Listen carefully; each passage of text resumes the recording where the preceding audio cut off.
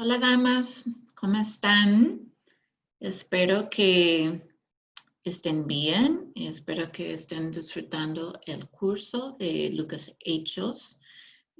Hoy vamos a hacer el primer video de enseñanza para la unidad 1 y vamos a comenzar. Yo voy a compartir mi pantalla aquí. He preparado un PowerPoint para ustedes. Y a ver, vamos a darle un momento para... Ahí está. Muy bien. Bueno, dama, aquí estamos en el curso de Lucas Hechos, una ventana a la teología del Nuevo Testamento. Y, por supuesto, esto es parte del programa diaconal del Centro de Misericordia y Seminario Concordia el Reformador.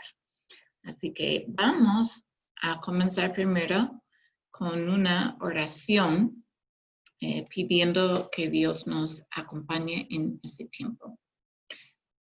Padre Celestial, te damos gracias que nos has llamado tus hijas en el bautismo y que tenemos en ti tu amor y el perdón de pecados. Señor, damos gracias también que nos has dado la oportunidad de estudiar tu palabra, de servir a tu iglesia y de servir a tus desdichados. Señor, pedimos esta noche que nos guías en nuestra enseñanza, que también estés con nosotros durante estas 8 semanas de estudio en ese curso, que nos iluminas, que nos des también fortaleza para estudiar todo ese tiempo. Señor, gracias por lo que has hecho por nosotros en Cristo Jesús. Pedimos tu bendición sobre nuestra enseñanza.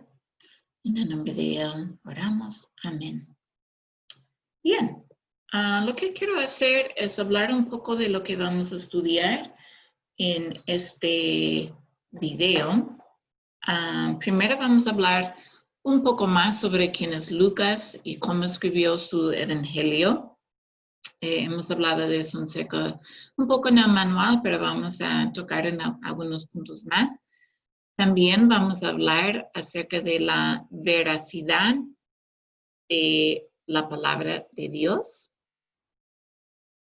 Y luego vamos a dar una pequeña introducción a los principios de interpretación bíblica.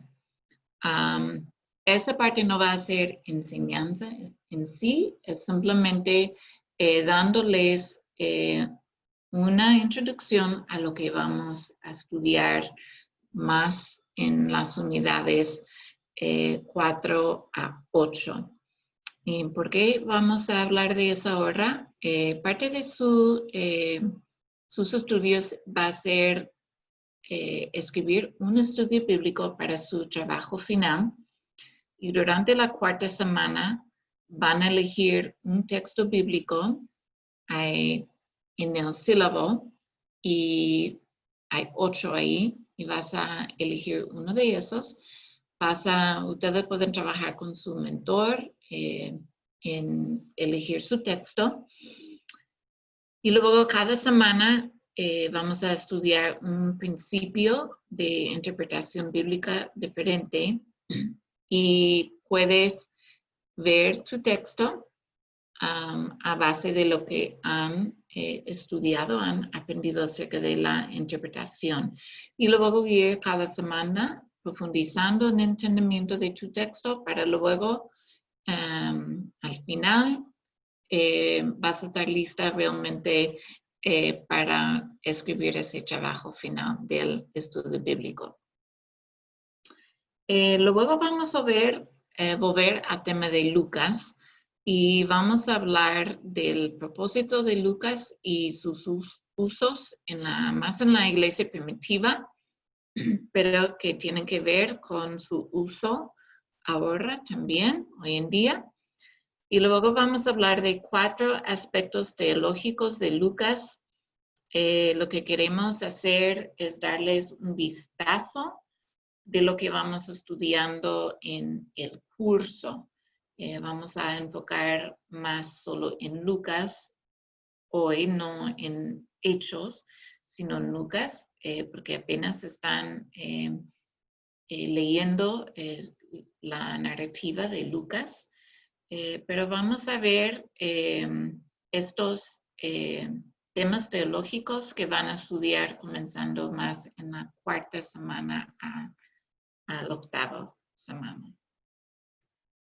Vamos a hablar ahora un poco más acerca de Lucas. Como mencionamos en el manual, no se sabe exactamente si Lucas era un gentil o era un judío helénico.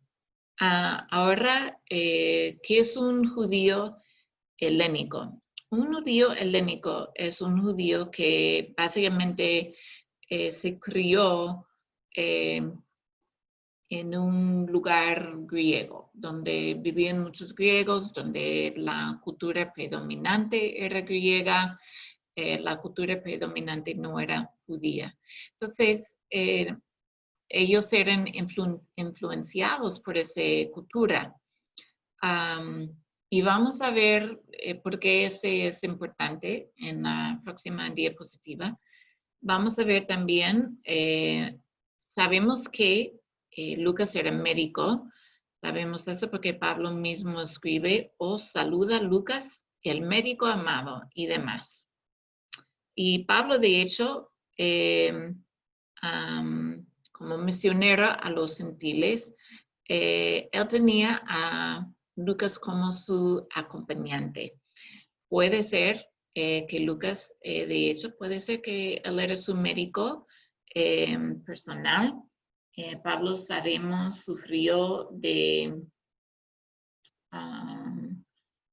problemas médicos, uno porque sufría de mucha persecución, mucho abuso a su cuerpo por eso, y también porque él habla de la astilla en su costilla, la espina en su costilla, que lo molestaba, que se cree que tal vez era una enfermedad que él tenía y él sufría de eso. Lucas formaba parte del ministerio.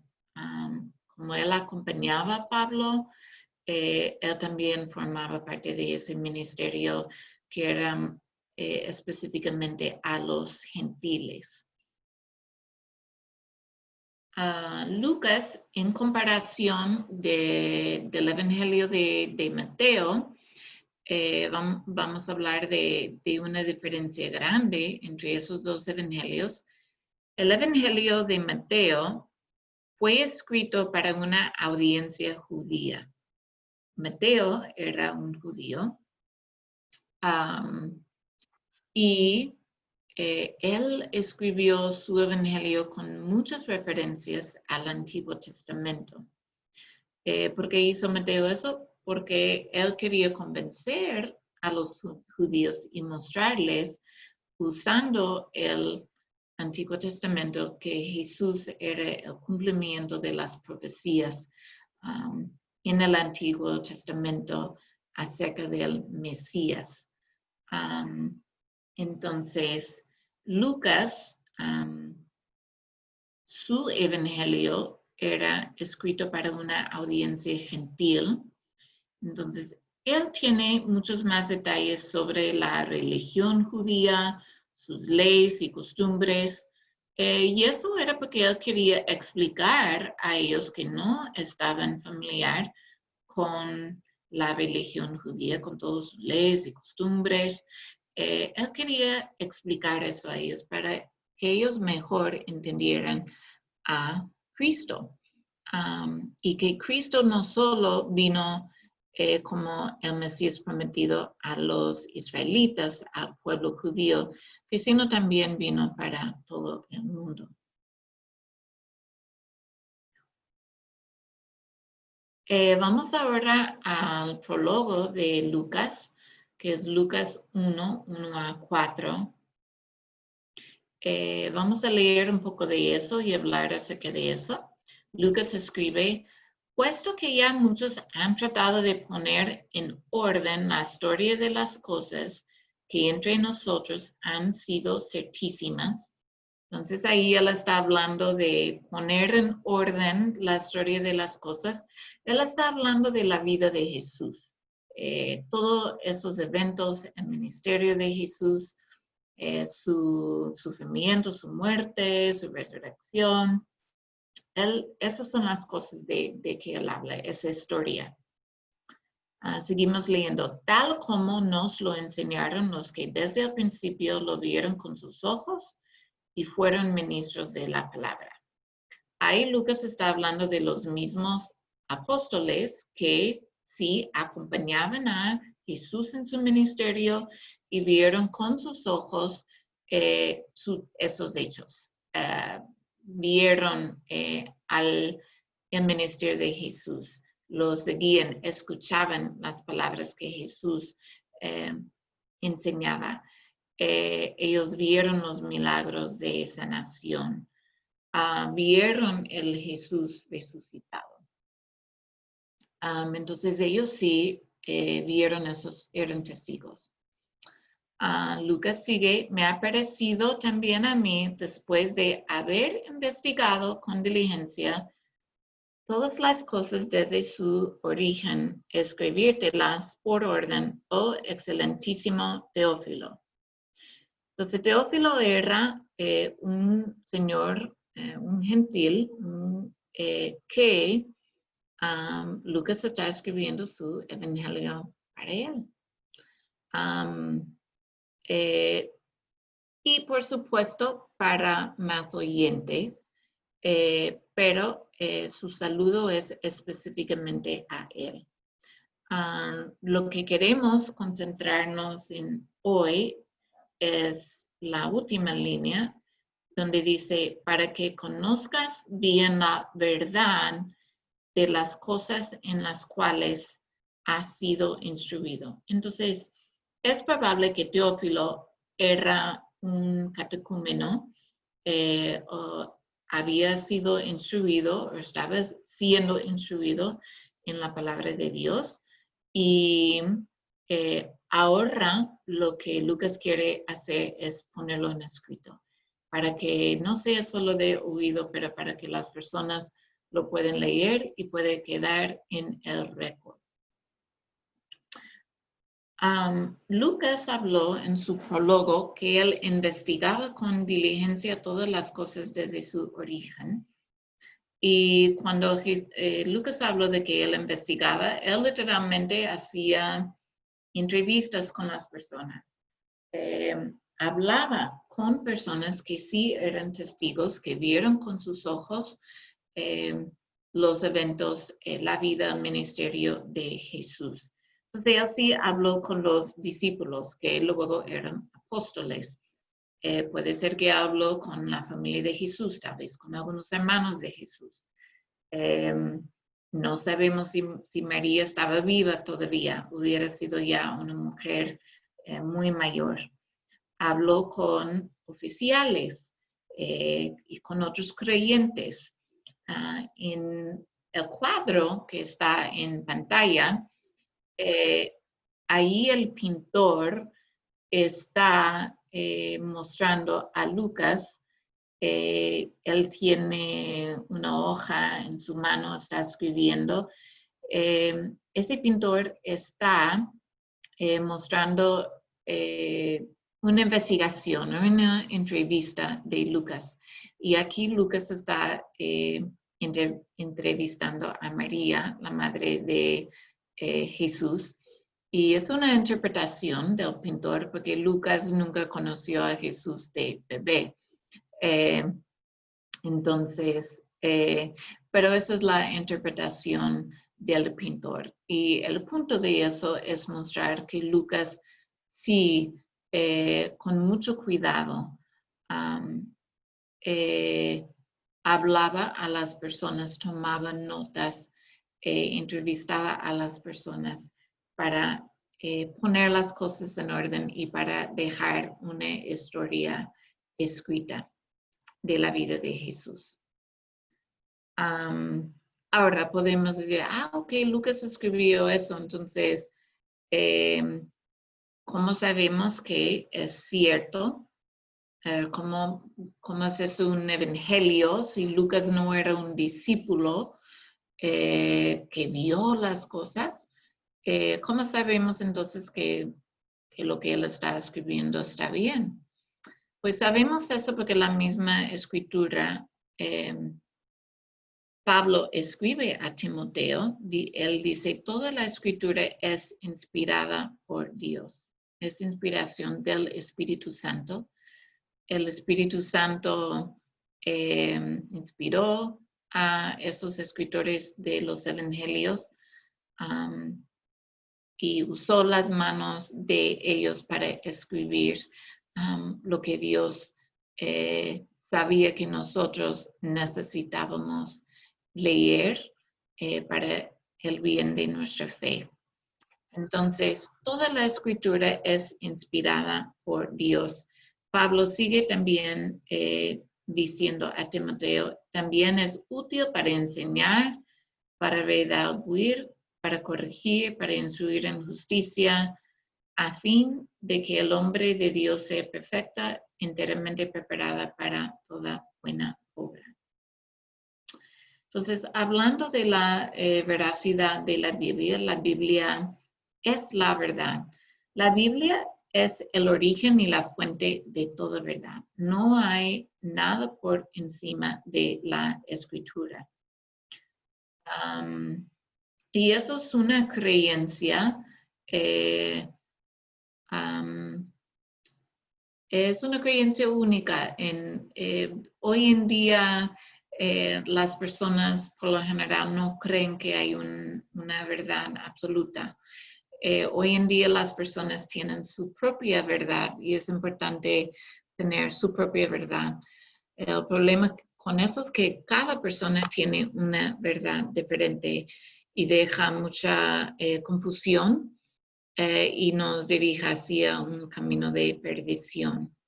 Los luteranos creemos en solo escritura, que es latín para solo la escritura, que significa que la palabra de Dios tiene autoridad sobre cualquier tradición o práctica como toda fuente de verdad. También toda dogma, y dogma es una palabra rara para decir enseñanza oficial, toda dogma debe ser examinada y probado bajo la lupa de las Sagradas Escrituras, las cuales establecen las creencias oficiales de la Iglesia. Entonces, el dogma es la enseñanza oficial de la Iglesia y todo eso tiene que tener el base solo en las Escrituras. Entonces, no son las tradiciones ni tampoco los gustos de los seres humanos, como que, no me gusta eso, entonces yo no voy a tener eso como parte de mis creencias. No está basado en ideas humanas, ni nuestras emociones, ni sentimientos que son caprichosos. Los sentimientos del hombre son muy caprichosos. Vamos a seguir hablando un poco de eso. En Juan 17:17 dice, santifícalos en tu verdad, tu palabra es verdad. Hay unas palabras latinas que dice norma, normans, non normata. ¿Qué significa eso? Eso significa que la norma que norma no puede ser normada. En otras palabras, el estándar que establece estándares no puede ser estandarizados.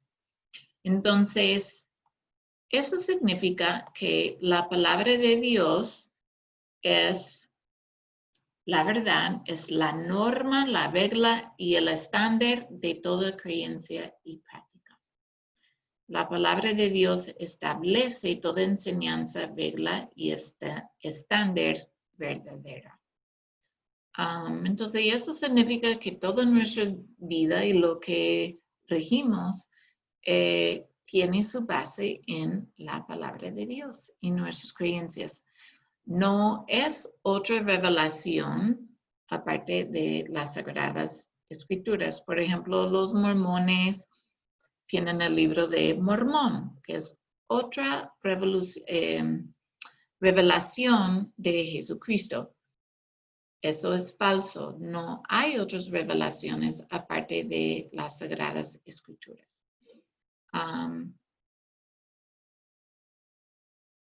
La palabra de Dios o la Biblia no puede ser comparada, normada o estandarizada con otra escritura, credo o creencia, porque es la norma, el estándar y la verdad. Entonces, todos los otros escritos, creencias y credos son comparados con las Sagradas Escrituras. Entonces, si queremos saber si algo es verdad o no, lo ponemos en luz de las Sagradas Escrituras. Ok, vamos a hablar un poco acerca de esos principios de interpretación. La primera principio de interpretación es las escrituras se interpretan a sí mismas. ¿Qué significa eso? Eso significa que uno ve un texto en la luz de toda la escritura. Por ejemplo, puede haber, a veces hay textos en el Antiguo Testamento que no se entiende completamente a menos que uno encuentra un versículo en el Nuevo Testamento que luego ayuda a dar luz o entendimiento a este texto. Otro ejemplo es Pablo, muchas veces en sus cartas, las epístolas, citaba mucho a los evangelios, ayudándonos a dar entendimiento acerca de lo que dijeron esos evangelios. Porque Pablo en sus cartas estaba escribiendo a las diferentes iglesias acerca de lo que significaba las escrituras y cómo interpretar eso y qué significa eso para ellos. La segunda principio de interpretación que vamos a estudiar es el sentido literal. Entonces, hay que valorar el texto como texto. ¿Qué es el sentido literal? En el caso de parábolas, ¿cómo interpretamos esos? Porque son historias que Jesús usa para enseñar, pero tenemos que encontrar una interpretación de ellos, aunque tal vez no eran hechos que habían pasado, que Jesús está usando una historia para enseñar una verdad real. Pero viendo el sentido literal es una forma que vamos a estudiar para saber cómo interpretar los diferentes textos. Otro es la analogía de la fe. La analogía de la fe es leer doctrinalmente el texto a la luz de los credos y confesiones. Entonces, nosotros, la Iglesia Luterana, tiene un libro que se llama el Libro de Concordia, que son escritos de lo que nosotros creemos o confesamos. Entonces, esas confesiones nos ayudan a nosotros a entender qué significa esta escritura. Y como luteranos, nosotros estudiamos esto y hemos puesto de acuerdo a través de los siglos, desde la Reformación, acerca de lo que creemos a base de la interpretación bíblica. Entonces, esas confesiones nos ayudan a interpretar. También tenemos la cuarta principio de interpretación, que es ley y evangelio. Ley y evangelio, tenemos todo un curso acerca del evangelio y hemos hablado de eso en algunos de nuestros cursos. El evangelio es cómo dividimos correctamente la ley en la Biblia que condena y el evangelio que salva. ¿Qué textos son evangelio? ¿Qué textos son ley? ¿Y cómo aplicamos esto? Y hablando de aplicar el texto, el quinto principio de interpretación es usos salutíferos, que básicamente es cómo aplicar el texto a la vida real o qué tiene que ver el texto con mi vida. Entonces, esos son los principios de interpretación que vamos a estar estudiando.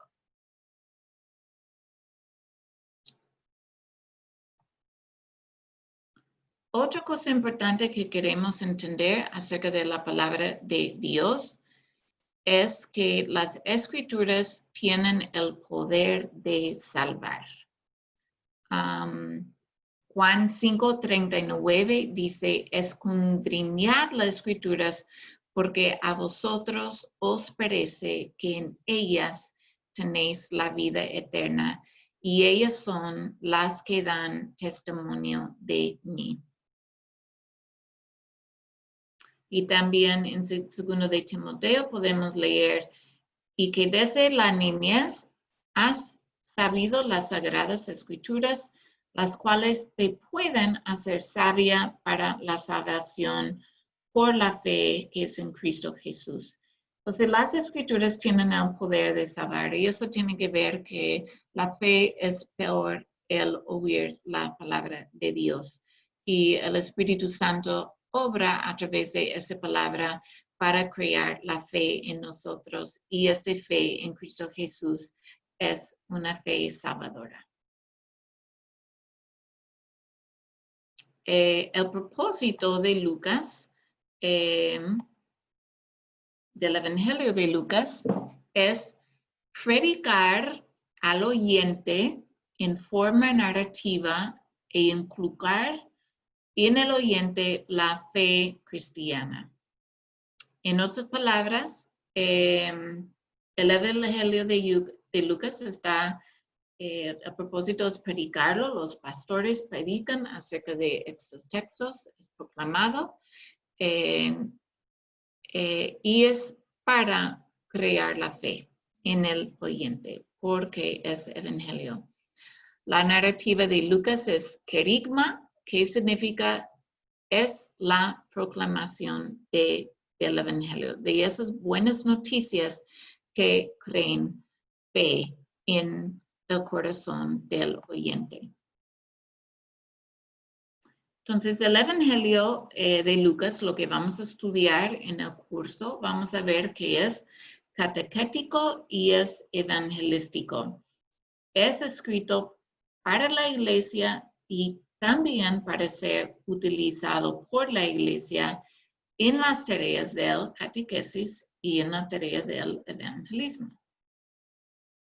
Entonces, vamos a hablar de 4 usos de Lucas que tienen que ver con la catequesis y el evangelismo. El primer uso, y eso principalmente cuando hablamos de sus 4 usos, estamos hablando como fue utilizado más en la iglesia primitiva, pero son aplicables para nosotros hoy también.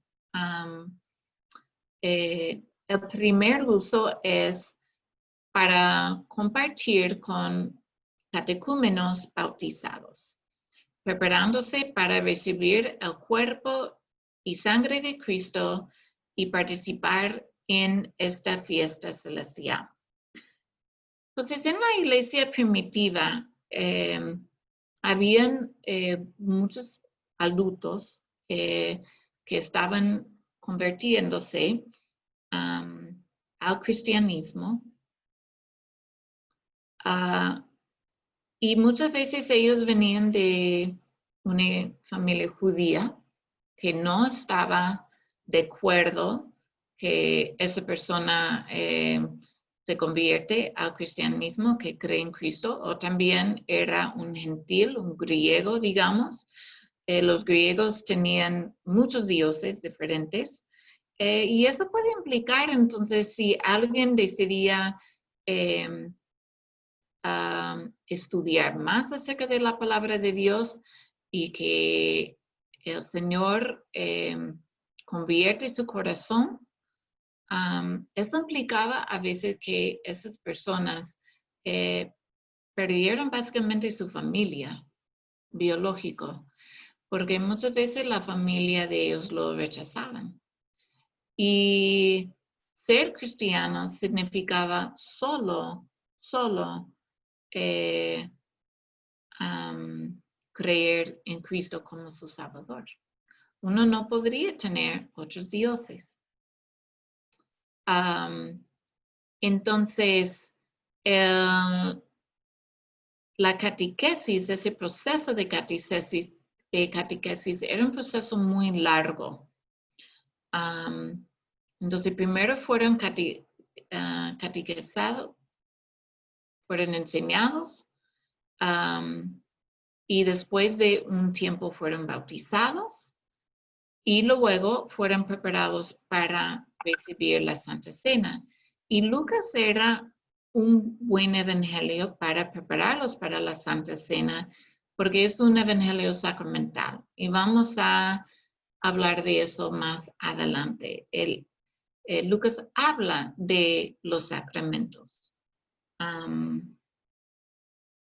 Bien, también otro uso es para catecúmenos no bautizados, o sea, ellos están en el proceso de catequesis y están aprendiendo acerca de la vida de Jesús. Están aprendiendo todos esos eventos que Lucas ponía en orden muy cuidadosamente. Están aprendiendo acerca del sufrimiento de Jesús, la historia del pueblo de Israel, de las profecías, que Jesús es el Mesías. Y nosotros tenemos esto mismo en nuestras congregaciones. En la iglesia luterana usamos mucho catequesis, como estudiar el catecismo de Martín Lutero, que eso es catequesis, pero catequesis significa la enseñanza de la fe. Y nosotros comenzamos eso lo más pronto posible. Cuando nazca un bebé es bautizado y nosotros queremos criar a ese niño en la fe. Muchos de ustedes, damas, enseñan la escuela dominical. Y eso es un catequesis. Están enseñando en la escuela dominical, la escuela bíblica, en los colegios luteranos, los que enseñan religión en los colegios luteranos, están enseñando a los niños acerca de la vida de Jesús, todos esos eventos que les da una base fuerte para su fe cristiana. El tercer uso es para personas que todavía no son catecúmenos. Entonces, son para personas que tal vez creen en un Dios, puede ser que son judíos, tienen temor a Dios y están interesados en saber más. No han entrado ese proceso completamente, pero están interesados aún más y Lucas sirve como evangelio de llamarlos al arrepentimiento y a la fe.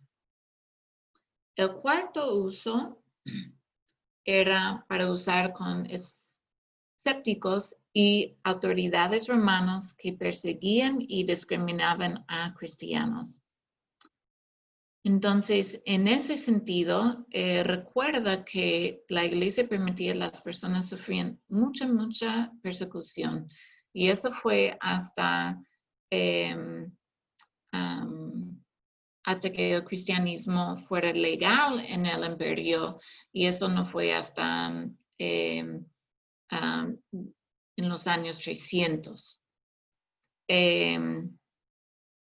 Entonces, Lucas servía para una defensa de la fe para esas personas, como si fuera un guía de cómo defender la fe, cómo compartirlo también para esas personas que estaban persiguiendo a los cristianos. Bien, lo que queremos hablar ahora es acerca del libro de Lucas, sus 4 aspectos teológicos.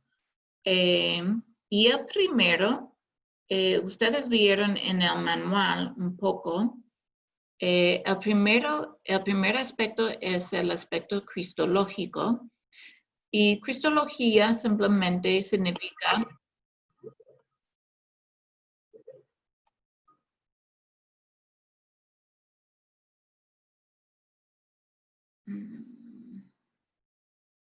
Cristología significa que relata quién es Jesús y lo que vino a cumplir para nosotros.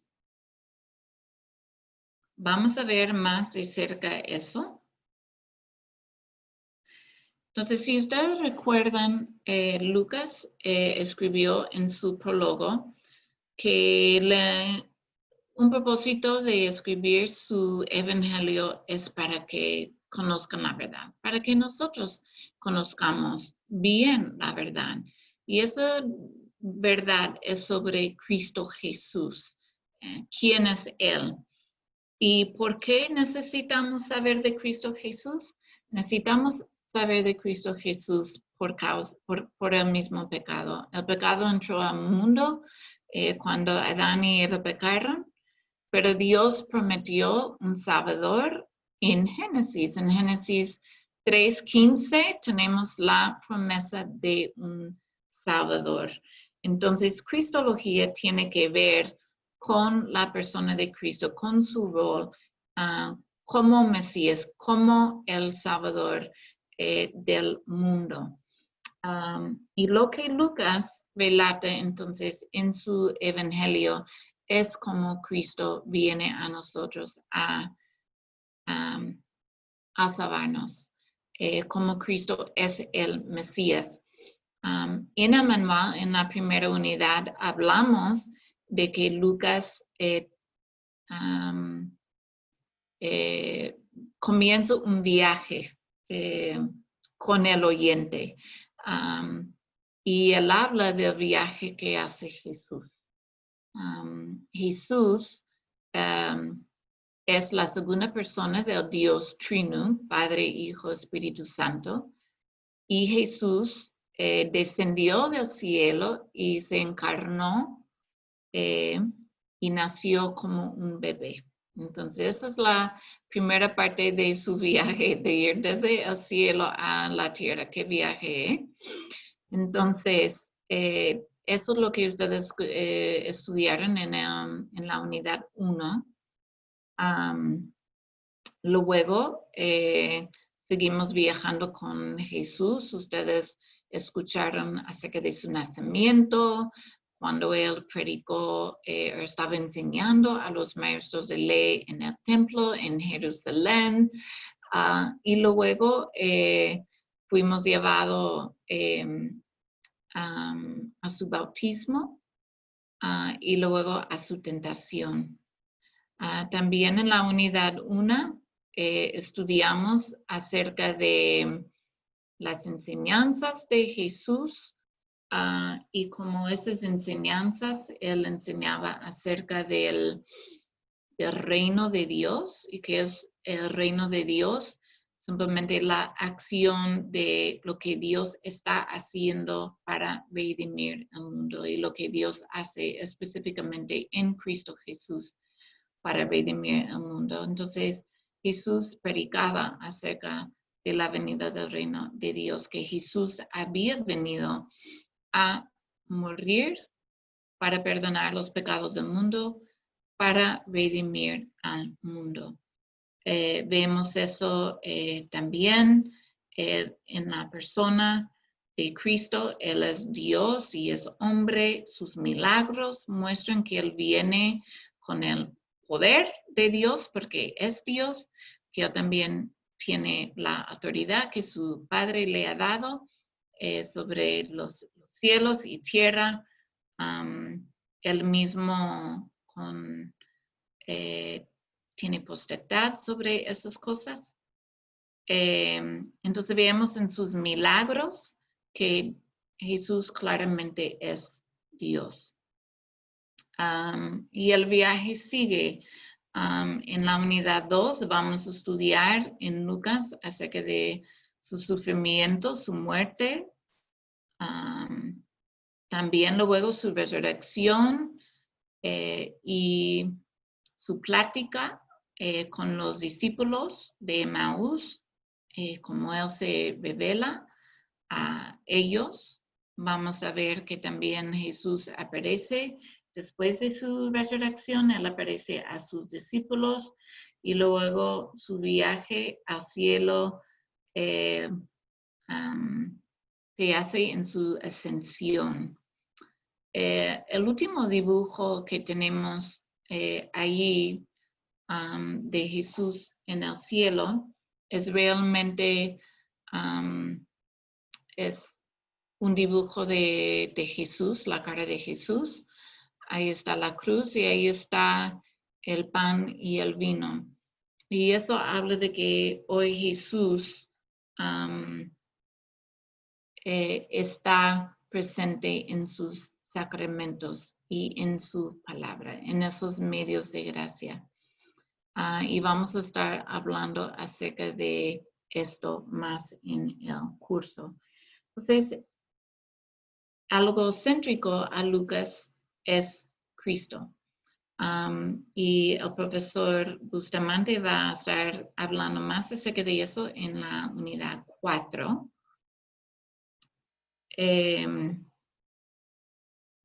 También cuando hablamos de que Lucas es cristológico, hablamos acerca de lo que Él ha venido a hacer para nosotros. Un texto que vimos en el manual, un texto bíblico que vimos era Lucas 4, 18, 19 y 21.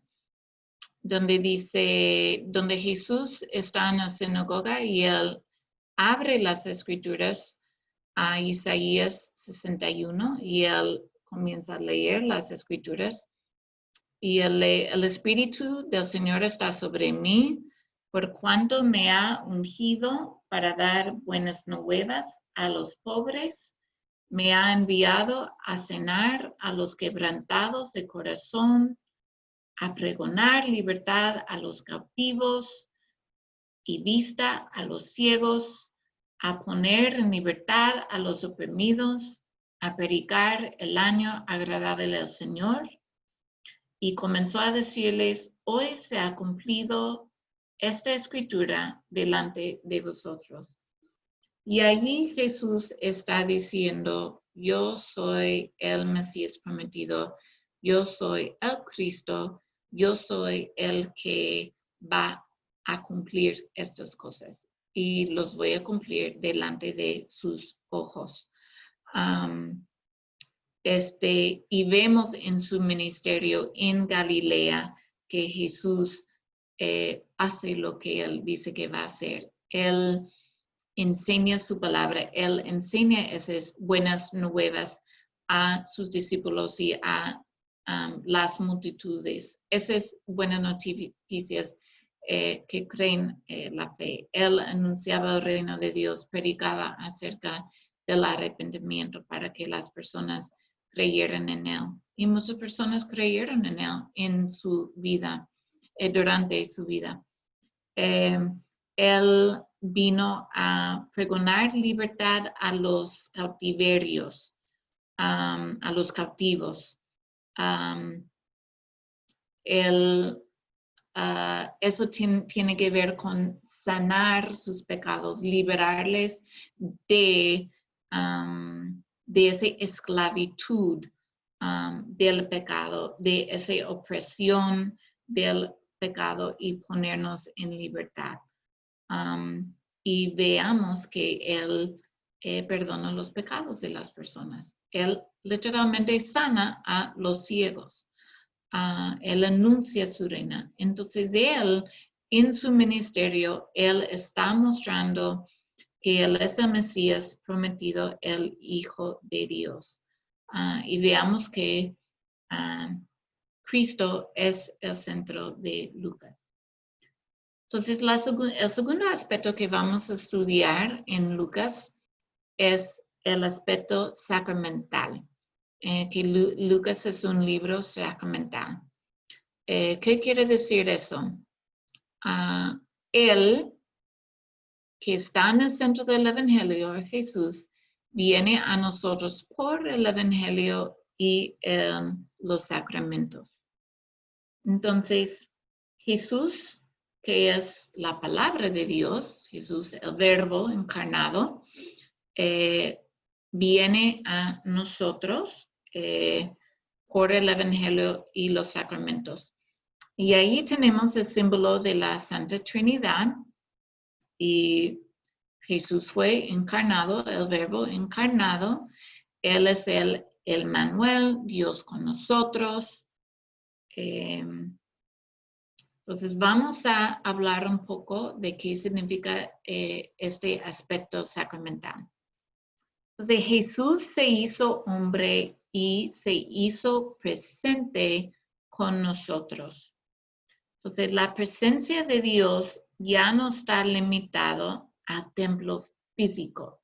Que recuerda que en el Antiguo Testamento Dios se hizo presente con su pueblo ahí en el templo.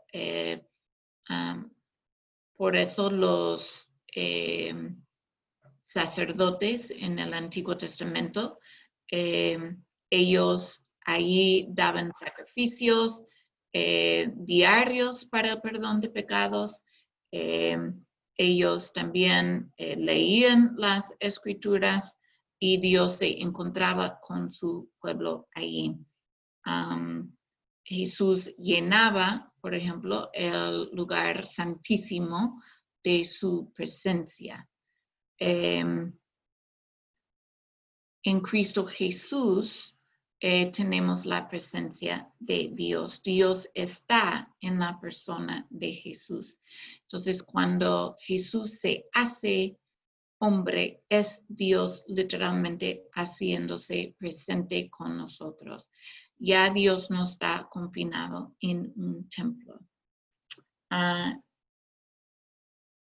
En el bautismo, que es un sacramento, en el bautismo de Jesús, vemos que el Espíritu Santo desciende a Jesús.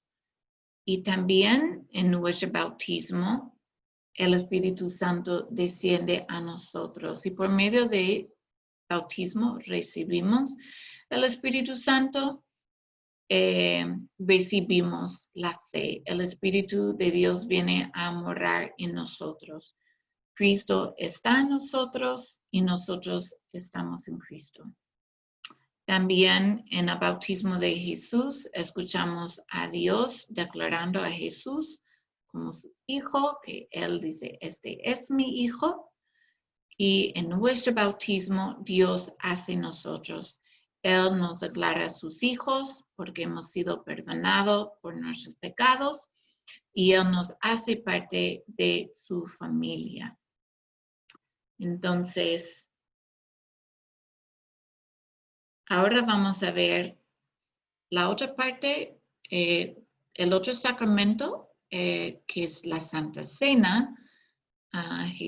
Lucas también sacramental porque habla acerca de eso. ¿Cómo habla Lucas acerca de eso? Un ejemplo que Lucas nos da es que Jesús provee milagrosamente pan para los 5,000 personas. Jesús también en la Santa Cena provee para nosotros. Jesús es el pan de vida. Jesús nos da vida y salvación en la Santa Cena. Otro ejemplo es la última cena donde Jesús ofreció su cuerpo y su sangre y Él también ofrece a nosotros y Él ofrece su cuerpo y sangre a nosotros con el perdón de pecados. Y una tercera instancia que Lucas habla acerca de la Santa Cena, de que Jesús es sacramental, es cuando Jesús se reveló a los discípulos de Emaús en el partir del pan. Ahora eso lo van a estudiar en la segunda unidad. No han estudiado eso. Simplemente aquí estamos dando otra vez un vistazo de lo que van a estar estudiando en las unidades que vienen. Entonces Jesús se reveló a sus discípulos, los discípulos de Emaús en el partir del pan. Y Jesús está presente en el sacramento de la Santa Cena para nosotros. Entonces, el Evangelio de Lucas es sacramental porque nos muestra que Jesús viene a nosotros ahora en la palabra y en los sacramentos.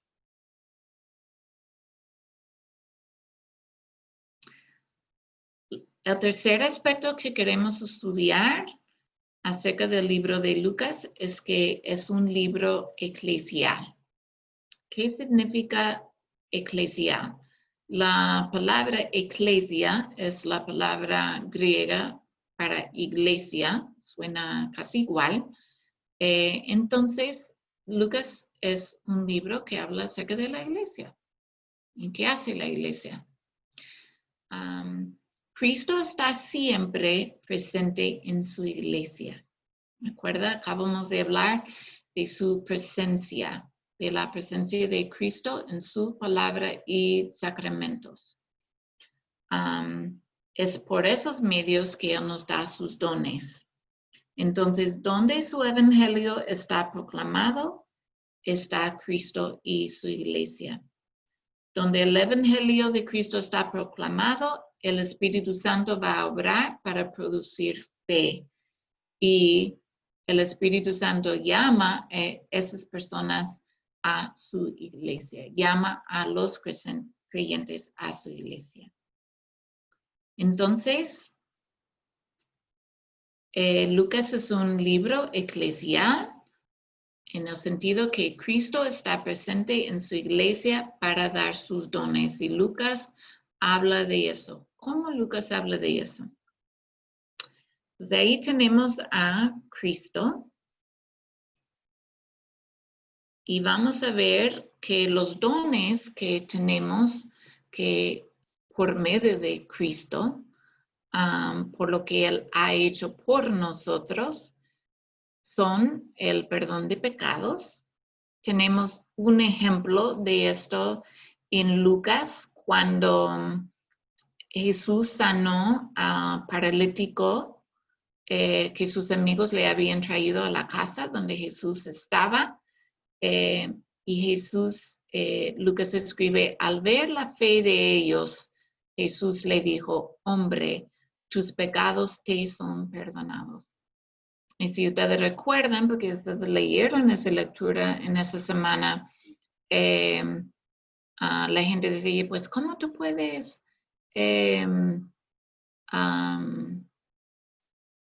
Perdón, estaban maravilladas que Jesús había sanado al paralítico. Y él dijo, ¿qué es más fácil? Decir, toma tu camino,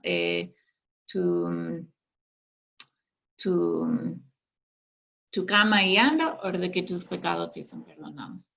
Entonces, Jesús es el Hijo de Dios, Él muestra el Hijo de Dios porque perdona los pecados. A veces eso causaba problemas para Él porque los líderes judíos religiosos no le gustaban que perdonara los pecados.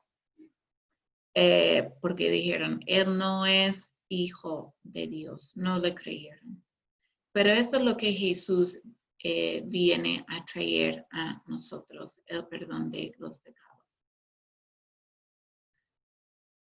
También Jesús da vida nueva y vemos un ejemplo de eso cuando Jesús resucita al hijo de la viuda o el joven de Naín, y ese joven estaba muerto y Jesús dijo, joven, a ti te digo, levántate. Y eso es un milagro que muestra que Jesús es creador, que Jesús también va a venir y nosotros vamos a resucitarnos, todos los muertos van a resucitar de la muerte o para condenación o para salvación. Los que son salvos van a recibir cuerpos nuevos, los que creen en Cristo Jesús. Entonces, Cristo viene a dar esta vida nueva, que es un don.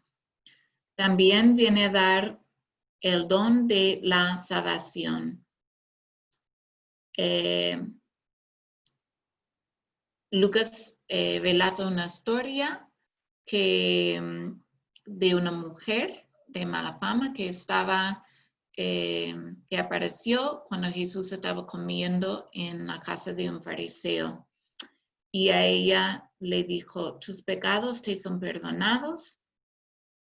Y luego le dijo, tu fe ha salvado, ve en paz. Entonces, vemos que un don de la fe que Cristo nos da es la salvación en Él.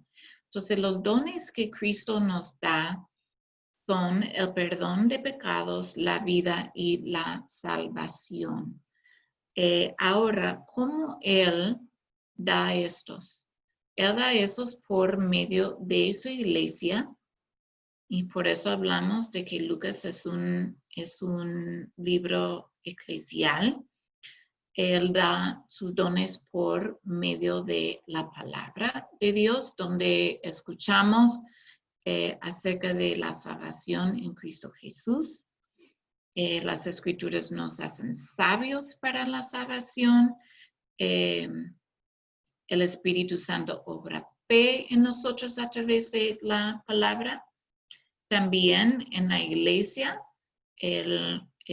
recibimos el bautismo. El pastor está ahí para administrar esos sacramentos, para bautizar, para predicar la palabra. En el bautismo recibimos el perdón de pecados, el Espíritu Santo, somos hechos parte de la familia de Dios.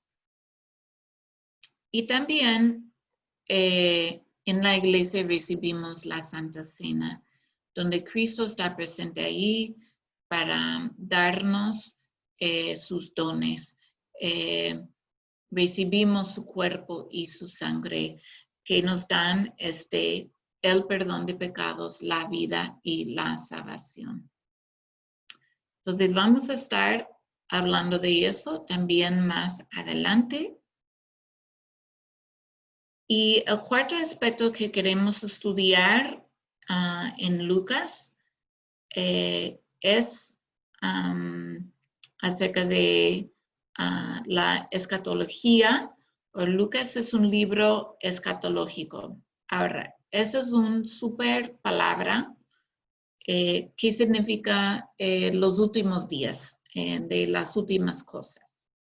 Entonces, lo que Lucas muestra en su evangelio es que el perdón, la vida y la salvación son una realidad ahora en Cristo Jesús.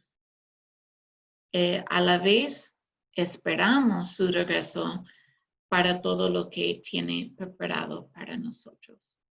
Entonces, en otras palabras, vimos en el ahora, la salvación es una realidad para nosotros. Podemos saber con seguridad que nuestros pecados son perdonados, que somos salvos, que tendremos la vida eterna en Cristo Jesús.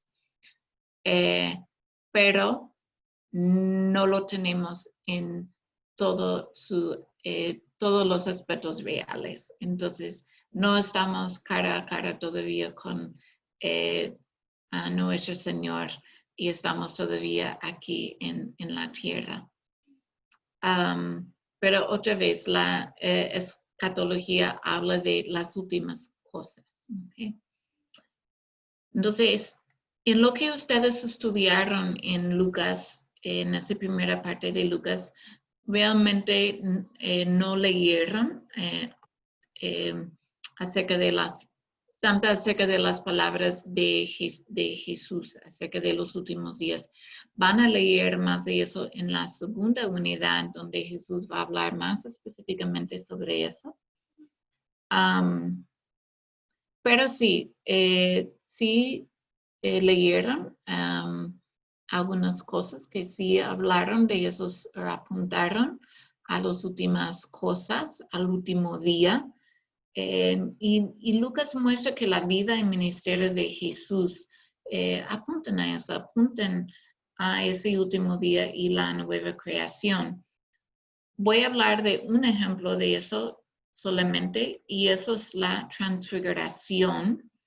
Y la transfiguración es cuando Jesús, su cuerpo era literalmente transfigurado. Él estaba brillante, sus ropas brillaban, él brillaba, su rostro brillaba. Él estaba en un estado glorificado. Entonces, uno podría ver a este Cristo glorificado. Pero la hora de Jesús de ser glorificado no había llegado. Él tenía que sufrir primero. Él tenía que ir primero a la cruz para morir para el perdón del mundo. Él tenía que sufrir el castigo del pecado que Dios puso en él, toda esa carga del pecado de todo el mundo. Él tuvo que sufrir la muerte en la cruz para pagar la consecuencia de eso, que es la muerte. Y lo hizo para darnos el perdón de pecados. Entonces, Jesús fue glorificado, resucitó, ascendió y ahora está sentado a la diestra de su Padre, y Él tiene lugares preparados para nosotros. Entonces, en Cristo, por nuestro bautismo, el perdón de pecados, la vida nueva y la salvación son una realidad para nosotros, son una realidad espiritual. Son una realidad espiritual. Yo me puedo levantar todos los días y saber que Dios me ama y me perdona mis pecados. Él me libra de la culpa, de la vergüenza ahora. Él me dice que me ama. Yo soy su hija. Él renueva en mí este perdón de pecados siempre, renueva, está renovando, es fortaleciendo mi fe a través de la palabra. Para que yo llegue al cielo con él. Pero hasta entonces habrá sufrimiento en este mundo. Y antes de ser resucitados y glorificados, antes de ver a Cristo con nuestros propios hijos, Sí, estamos aquí en el mundo donde hay sufrimiento. Nosotros también vamos a sufrir por causa del pecado en el mundo. Tal vez sufriremos persecución por su nombre también. Pero Cristo está con nosotros y nuestra salvación en Él es seguro. Ese sufrimiento no durará para siempre. Vendrá el día final cuando Jesús nos llama para estar con Él eternamente. Y esas son unas bellas promesas que Lucas nos da en su evangelio, en esta buena noticia. Bueno, damas, gracias por su tiempo. Espero que hayan entendido la clase. Si habían partes que no entendieron, no tiene nada que ver con mi enseñanza, ¿eh? No, podemos volver a ver esas cosas con los mentores y con la ayuda del pastor. Gracias por tu paciencia. Yo también estoy aprendiendo con ustedes y hasta ahora ha sido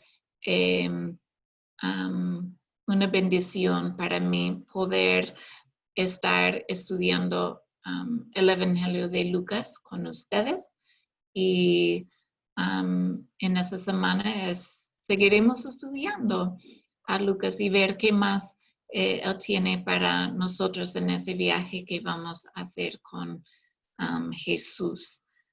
Entonces, yo le pido entonces que el Señor les bendiga en sus estudios. Y bueno, mucho ánimo y estaremos hablando en los grupos de WhatsApp y también que Dios les bendiga con su reunión con su mentor.